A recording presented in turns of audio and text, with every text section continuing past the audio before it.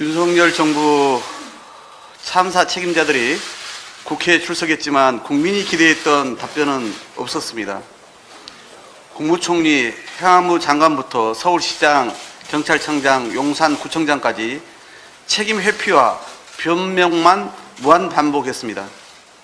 국민의 65%가 책임지고 사퇴해야 한다는데도 이상민 장관은 대통령만 믿고 버티겠다고 합니다. 참사 바로 다음 날 경찰, 소방을 미리 배치함으로써 해결할 수 있는 문제는 아니었다는 발언의 근거가 개인적 판단이라고 답했습니다. 명백한 거짓이었고 경찰로부터 그때까지 아무것도 보고받지 못했다는 문헌까지 드러났지만 자리는 지키겠다고 합니다. 오세훈 서울시장 역시 말로만 무한 책임 운운할 게 아니라 구체적이고 분명하게 책임져야 합니다. 서울시는 애초 다산 콜센터로 온 안전 관련 신고가 8건이라 해명했지만 참사 직후부터 다음날 새벽까지 이태원 참사 실종자를 찾는 시민들의 전화가 쏟아졌던 것으로 확인됐습니다. 다산 콜센터가 서울시에 2번이나 직접 지침을 요청했지만 서울시는 이와 관련해 어떤 지침도 내리지 못했습니다.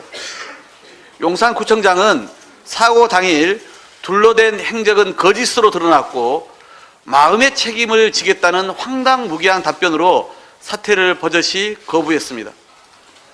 156명이 희생되고 197명이 다쳤지만 윤석열 정부 그 누구도 책임지려 하지 않습니다. 자신들의 총체적 무능과 부실로 국민들의 생명을 지키지 못했으면 석고대죄부터 하는 게 상식적 도리이건만 이토록 상황을 모면하고 책임을 회피하는 데 급급한 후한무치한 정권을 일찍이 본 적 없습니다. 총리 경질과 행안부 장관, 경찰청장의 즉각 파면을 요구하는 것은 단순한 정치 공세가 아니라 희생자에 대한 최소한의 도리입니다.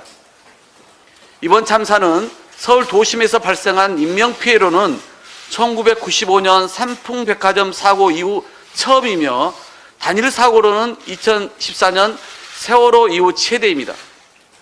진상을 철저히 규명하고 재발 방지 대책을 마련해서 제2의 이태원 참사를 방지하겠다는 것이 진심이라면 정부가 더 신속하고 단호하게 책임지는 모습을 국민께 보여드려야 합니다. 과거 성수대교 붕괴 당일 서울시장은 경질되고 국무총리는 사표를 제출했으며 세월호 참사 때는 참사 11일째 국무총리가 사퇴했습니다.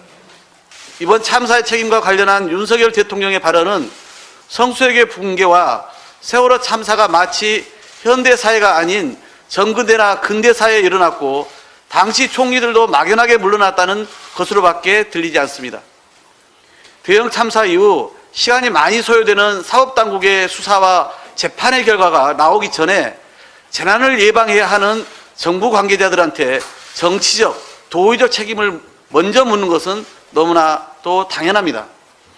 검찰 출신 대통령으로서 형사적 책임만 묻고 정치적 책임은 계속 모르쇠로 일관하는 것은 국민의 상식에 명백히 반하는 일입니다.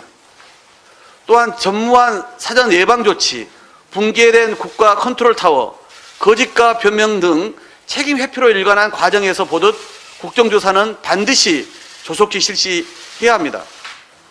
형사적 책임을 밝히기 위한 수사는 특수본이건 검찰이건 공수처건 특검이건 모든 수단을 강구하면 되는 것이고 수사가 국정조사를 막을 빌미가 될 수는 없습니다. 이미 수사와 국정조사, 특검이 동시적으로 진행된 경우는 차고 넘칩니다.